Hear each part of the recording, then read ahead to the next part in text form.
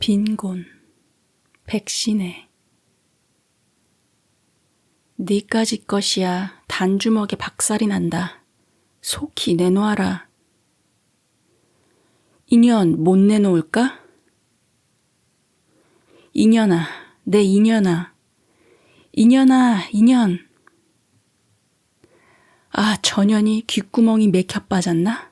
인연아, 글쎄 돈 50전만 내란 말이다. 50전이 없거든. 20전만 내놔. 당장에 배돼지를 푹 찔러 죽여버리련. 돈 10원전만 내놓아라. 응? 인연이 그래도 벼락을 맞지 않아서 근질근질 하구나. 돈 5전이라도 내놓아라. 이런 빌어먹을 년이 단돈 5전도 안 내놓는다? 인연이야. 에라 인연. 후닥닥 가며 마누라의 몸은 뜰 가운데로가 큰 대자로 엎드러졌다.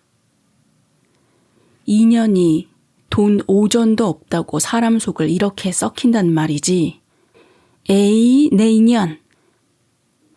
연달아 박차고 밟고 두들기고 하다가 나중에는 기운이 빠졌는지 방 안으로 뛰어들어가 다 떨어져가는 노란 장롱문을 뚝 잡아떼고 그 안에 든 의복을 되는 대로 방 안에 펼쳐놓으며 그 중에 한 가지를 골라 잡고 밖으로 뛰어나와 아직껏 뜰 가운데에 자빠진 마누라를 보자 손에 쥔 의복으로 두서너 번 갈기고는 그대로 휑 사라져 버렸다. 마누라는 죽은 사람같이 쭉 뻗고 누웠다가 이윽고 간신히 일어나 앉았다. 도적놈. 그는 단 한마디로 입 안에서만 중얼거리며 일어나려 몇 번이나 애를 쓰다가 그대로 슬슬 기어 방으로 들어가 하며 길게 한바탕 한숨을 쉬고 방 안에 흩어져 있는 옷가지를 주섬주섬 한데 뭉쳐 농 안에 밀어놓고 떨어진 농 문짝을 집어 농문을 닫으려다가 그대로 방 한 옆에 밀어놓았다. 암만 생각하여도 할 수 없구나. 마누라는 천천히 걸어서 김문서의 농장으로 일거리를 찾으러 갔다. 벌써 그 먼 옛날의 꿈으로 사라지고만 그 행복스럽던 기억이 하나 둘 머리에 떠오르며 남편에게 얻어맞아 시퍼렇게 멍이 든 두 뺨이 화끈화끈하여졌다. 사람의 팔자라는 건 정말 무섭다. 내가 왜 그때 그랬을까? 아이고. 그는 자기 몸뚱이를 물어뜯고 싶을 만큼 안타까웠다. 다 인연의 잘못이다. 그때 그이는 그렇게도 애를 썼는데 이 못된 년이 무슨 개 지랄병이 덮쳐서 달아났던고. 아이고, 길 가는 사람이 옷을 많지 그는 혼자 중얼거리며 섰다가 걸어가다가 하며 발끝을 망설이고 있었다. 그는 올해 29살이었다. 벌써 4번째 임신을 하여 배는 바가지를 찬 듯이 불쑥 내밀었다. 첫째와 둘째는 49일 만에 죽고 말았다. 그 죽은 것도 남편인 최가가 때려 죽인 것이나 다름이 없었고 셋째는 뱃속에 든 채 최가의 발길에 채여 죽어 나왔었다. 이번 넷째는 웬일인지 아무리 맞고 차이고 밟히고 하여도 그대로 펄떡펄떡 뛰며 엄마, 나는 기어이 살아나가겠어요. 내가 나가면 엄마의 원수를 갚아줄게 라고나 말하듯이 좀처럼 낙태가 되지 않았다. 그러나 그가 김문서의 농장에 일하러 가지 않고는 위선 당장에 목숨 보존을 해 나갈 수가 없다고 생각이 든 뒤부터는 이년아, 너는 전생에 죄가 너무 많아서 나를 베었는 것이다. 내가 나가면 아버지보다 더 골탕을 먹이겠다. 라고 하듯이 자기 창자를 휘어잡고 떨어지지 않는 것 같이도 생각이 들었다. 에이구, 이 원수놈의 씨야. 도대체 이번에는 왜 낙태도 되지 않고 남의 속에 들어앉아 나를 괴롭게 구노. 이렇게 배가 불러서 어떻게 그 일을 대할꼬. 그는 눈앞에 그 옛날의 김문서를 그려보며 이렇게 중얼거렸다. 그가 17살 때이었다. 그때 마침 한 동네에서 자란 김문서가 상처를 하고 난 지 얼마 되지 않았다. 문서는 동네 앞 샘터에 물 길러 간 그의 허리를 끌어안으며 옥남아, 너 내게 시집 오지 않겠니? 하고 달려들던 김문서였다. 아이고 머니, 놓아요. 소리를 뻑 지르며 물동이도 집어 던지고 그대로 달아나던 그이였었다. 이 계집애야, 내만 허락하면 그날부터 너는 조선에 둘도 없는 호강을 할 것인데 얘야, 내가 정말 싫으냐? 김문서는 간절히 그에게 사랑을 요구하였으나 아이고 더러워라. 누가 상처한 남자에게 시집 갈까? 하고 한없이 달아난 그이였으며 자기 부모도 같은 값이면 첫 장가 오는 총각에게 자기 딸을 내어주려고 고지 듣지 않는 까닭에 근 2년이나 끌다가 하는 수 없이 김문서는 다른 곳으로 장가를 가게 되고 그는 지금 최가에게 시집을 왔던 것이다. 얌전한 총각이요.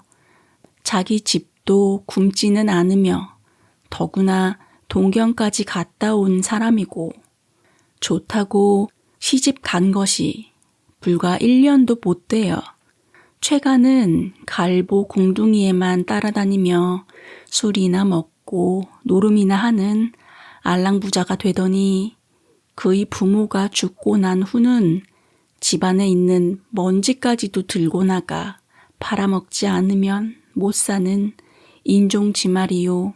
잔인하고 무도한 비인간이 되고 말았다.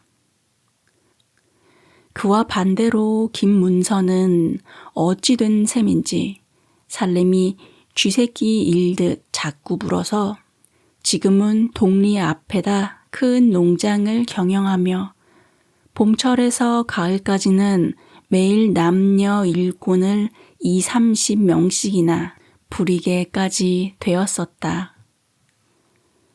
그러나 최가의 아내인 그는 아무리 굶주렸어도 이 농장에는 일하러 갈 생각이 없었다.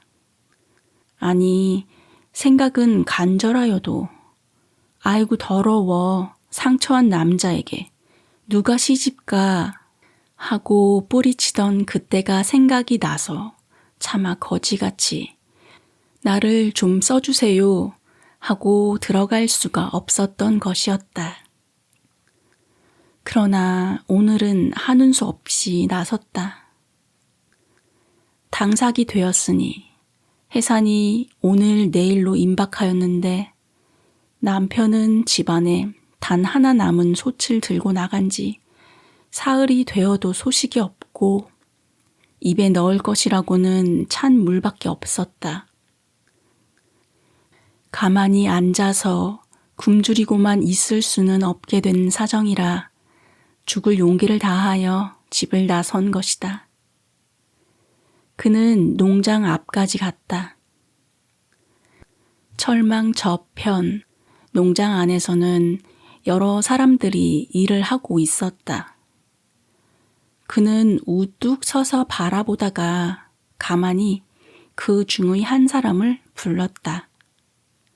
여보소, 덕동댁이. 누구야? 아, 옥계댁이요. 왜 불렀는가요? 하고 불리운 여편네가 그를 바라보았다. 좀 할 말이 있어. 그는 어물어물하며 조금 나와 달라는 듯이 말 끝을 흐리어버렸다. 아이고, 지금 일을 하는데 주인이 보면 야단을 하니까 할 말이 있거든 당신이 이리 와서 하소. 하고 덕동댁이란 여편네는 다시 허리를 굽혀 일을 시작하고 있었다. 그는 공연히 입을 삐죽하며 앞뒤를 휘 한번 둘러본 후 허리를 조금 굽혀 부른 배를 감추듯이 하며 한 손으로 멍든 뺨을 가리고 농장 안으로 다름질하듯이 급히 들어갔다. 다행히 주인인 김문서의 얼굴은 보이지 않았으므로 얼른 덕동댁이 엎드려 있는 고랑으로 갔다. 무슨 말인가요? 하고 덕동댁은 고개를 돌렸다. 아이고, 하는 수 없어 일 좀 하려고 왔는데 내가 할 일이 있을까요? 주인에게 말 좀 해주소. 그는 말이 잘 나오지 않아 와들와들 떨며 겨우 자기 뜻을 말했다. 아, 그 말뿐인가요? 그렇지만 지금은 안 돼요. 일을 시작하는 시간이 넘었는데 내일 다시 오도록 하오. 내가 말해 줄 테니. 덕동댁의 이러한 말에 그는 금시에 눈물이 뚝 떨어질 것 같았다. 설마 그이가 봤으면 좀 늦게 온 것쯤이야 어떨라고 하는 생각이 들자 덕동댁에게 부탁하는 자기가 가소롭기도 하여 그대로 돌아서며 주인은 어디 있는가요? 하고 물었다. 저기 배추밭에 엎드려 있는 게 주인인가 싶어요. 하고 덕동댁은 농장 서편을 가리켰다. 그는 다름질을 하여 그 자리로 갔다. 사람의 기척이 나자 배추벌레를 잡는 여편네들을 감독하고 섰던 사나이가 고개를 돌렸다.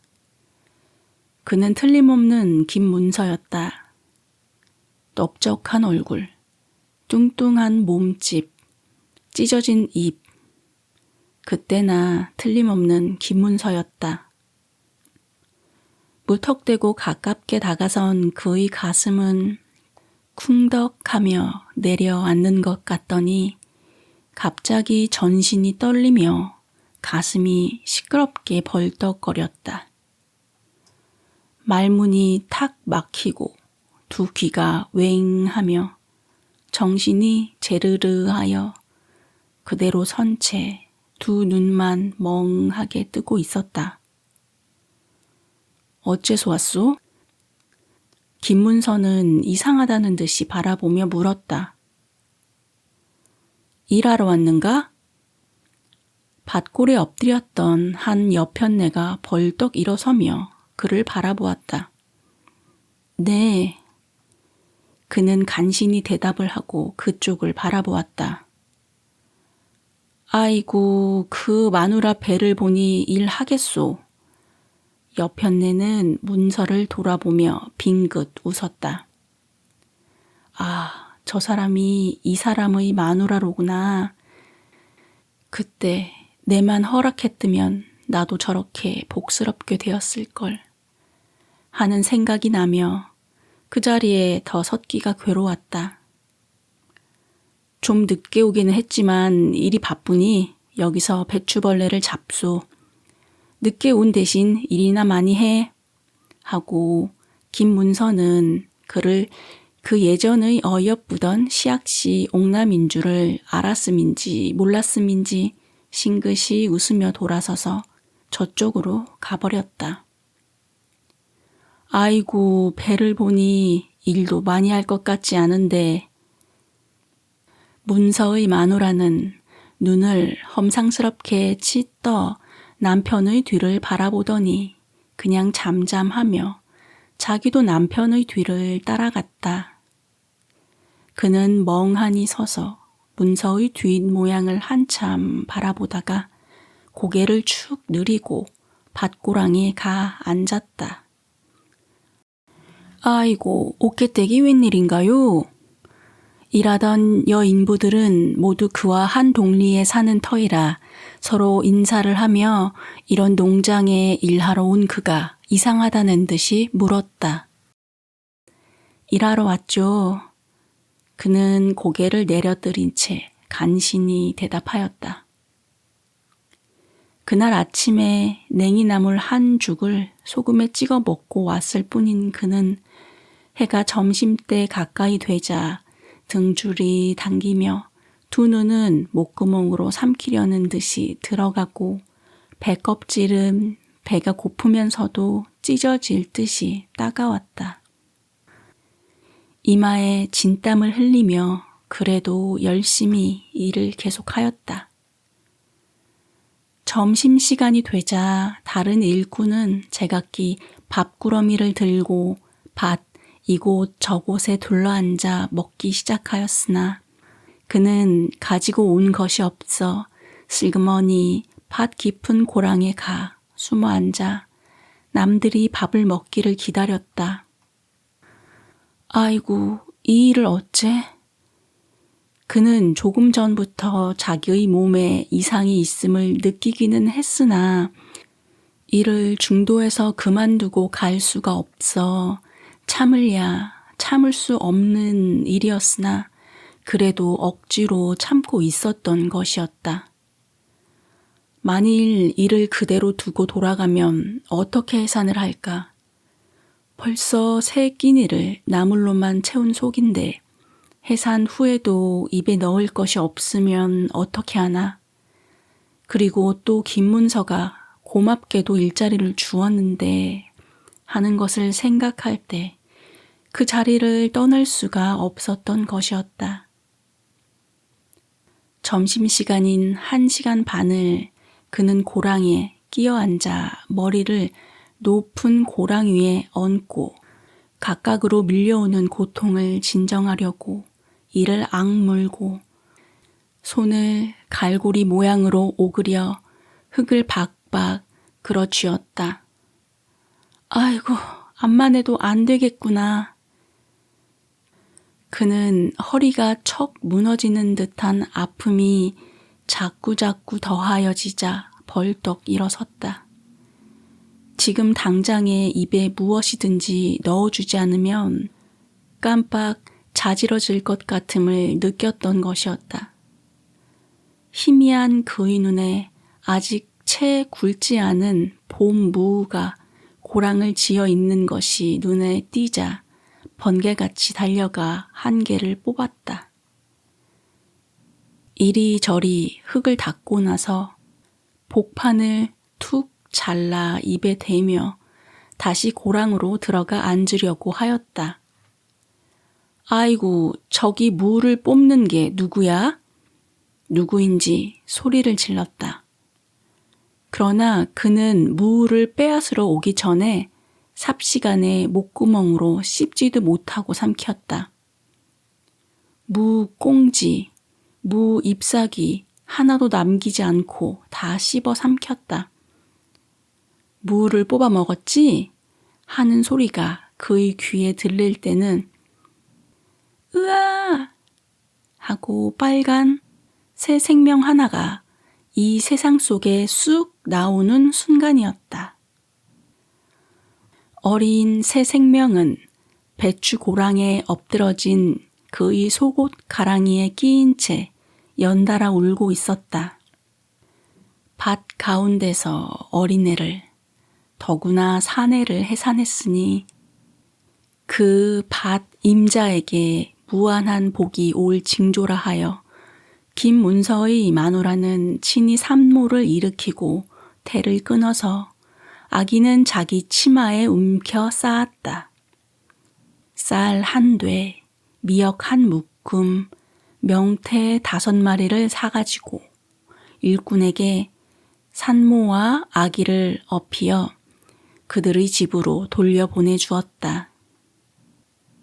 그는 희미하나마 모든 경과를 알아차릴 수가 있었다. 봄이라고는 하지만은 냉돌에 그냥 들어 눕기에는 정신이 떨렸으나 하는 수 없이 아기를 가슴에 안은 채 혼미한 잠 속에 빠져버렸다.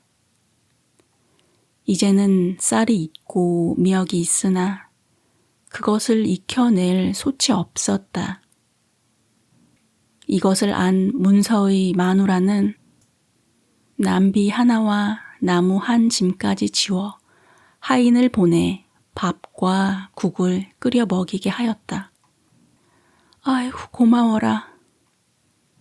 그는 밥과 국을 받아놓고 겨우 이 한마디를 하고는 목이 메이고 말았다.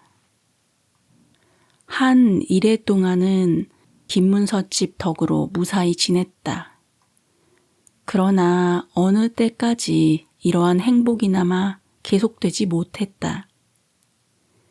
해산한 지 8해 만에 그의 남편인 최가가 비틀거리며 문을 박차고 들어왔다. 이년 또 아이 새끼는 왜 내질러 놓고 당장에 뒤어지지 않고 하며 덜썩 주저앉았다. 2년, 그래 소문을 들으니 김문서란 놈이 쌀을 보냈다더구나. 어디 나도 배고파 죽겠다. 밥 좀 지어내라. 하고 주먹으로 방바닥을 내리쳤다. 그는 와락 겁이 나서 아기를 벽 쪽으로 누이고 자기가 남편 앉은 쪽으로 누우려고 일어나 앉아 자리를 바꾸려고 하였다. 이년, 왜 밥 지으라는데 또 자빠져 누워? 하며 헝클어진 그의 머리채를 잡아 젖히며 일변은 한 발로 아기를 걷어차며 이것이 다 뭐냐? 하고 소리를 질렀다. 아이고 맙소. 곧 밥을 짓겠으니 네, 곧 밥을 가져오겠어요. 2년. 아무리 2년 남편이 못됐기로니 오래간만에 들어오는 것을 보고 제 배때기만 부르면 그만인가? 빈드러시 드러누워.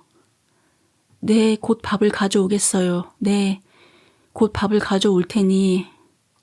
그는 일어섰다. 그러나 그대로 나갈 수는 없었다. 아기를 치마에 싸 안고 난 후 방을 나섰다. 떨리는 다리로 부엌에 내려가 남비 뚜껑을 열고 보니 아침에 문서의 집 하인이 지어두고 간 밥 한 그릇과 국이 있었다. 그것을 하나씩 방 안으로 옮기고 난 후 자기도 들어가 앉았다. 2년, 이것뿐이야? 하며 단번에 밥과 국을 휩쓸어 삼켜버렸다. 그는 차마 그 밥과 국을 먹는 양을 바라볼 수가 없었다. 그의 산후에 오는 맹렬한 식욕은 혓바닥이 뚫어질 듯이 침이 삼켜지는 까닭이었다. 그는 눈을 돌려 아기에게 젖꼭지를 물리려 했다. 그러나 아기는 젖꼭지를 물지 않았다. 조그마한 입에서 뽀얀 젖을 볼쪽 내놓으며 두 눈은 연달아 뒷꼭지 쪽으로 넘어가고 있었다. 아이고, 그는 알았다. 이미 첫째와 둘째가 죽을 때 모양이 지금 아기의 모양에 복사되었던 것이다. 인연이 소리는 왜 질러? 하며 남편은 벌떡 일어서며 얼빠진 그의 뺨을 후려 갈겼다. 인연, 벌써 죽은 지가 오래다. 하며 휑 밖으로 나가버렸다. 얼마 전에 자기 머리채를 잡고 아기를 찰 때 아기는 그 몹쓸 발길에 채여 죽었구나 하는 것을 비로소 알았다. 그러나 그는 아무것도 몰랐다. 단 한 가지 알고 있는 것은 호미를 들고 가서 공동묘지에 아기를 묻을 것과 동네 구장에게 가서 죽었다는 말을 하는 것뿐이었다. 그날은 이 동리 XXX를 신축함으로 상량식을 하는 날이었다. 이날 음식을 장만하는데 그도 불리어 갔다. 자, 모다 내 말을 듣소. 성동댁, 영동댁, 성남댁은 고기를 장만하고 명동댁, 맥골댁, 옥계댁은 남새를 장만하소.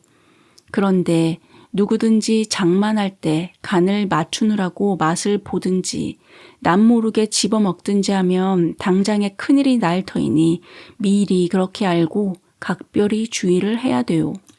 하고 구장인 김영감이 단단히 부탁을 하였다. 네 하고 모두 음식을 장만하기 시작하였다. 인연 하는 소리가 어디서인지 우레같이 일어나자 그는 깜빡 잊고 나물 국물을 뜬 숟갈을 입술까지 가져가다 말고 돌아다 보았다. 아이고 나으리님 먹은 것이 아니올시다. 잠깐 맛을 보려고 하였으나 입에는 넣지 않았어요. 하고 그는 본능적으로 몸을 피하려 하였다. 그러나 때는 늦었다. 인연, 요망스러운 년 하는 소리가 나며 쟤 쓸 음식이라고 맛을 보지 말라고 그랬는데도 불구하고 인연이 맛을 본단 말이야. 후닥닥 몇 사람의 손길이 그의 뺨으로 어깨로 가슴으로 내려 덮쳤다. 아이쿠 아야 나으리님 인연 꼬라. 왁자지껄 하던 소리가 이윽고 끊어지자 그는 가마 옆에 쓰러졌다. 아이고 무서워라. 글쎄 그저께 최서방이 들어와 김문서 집에서 가져온 밥과 국을 다 먹고 부엌에 들어가 남은 쌀을 가지고 나간 채 들어오지 않아서 오늘까지 사흘째 굶었는가 봐요. 글쎄 내가 그런 줄 알고 여기로 데리고 왔는 거 아니오. 돈벌이는 못하더라도 제사인가 상냥식인가 끝나면 좀 배부르게 얻어 먹기나 할까 했더니 같이 일하던 여편네들은 눈물을 흘리며 서로 요란스럽게 떠들 뿐으로 누구 하나 그를 위하여 변명하려 나서는 사람이 없었다. 제 쓸 음식에 입을 댄 까닭에 지신과 목신에게 벌을 받아 라고 하였다.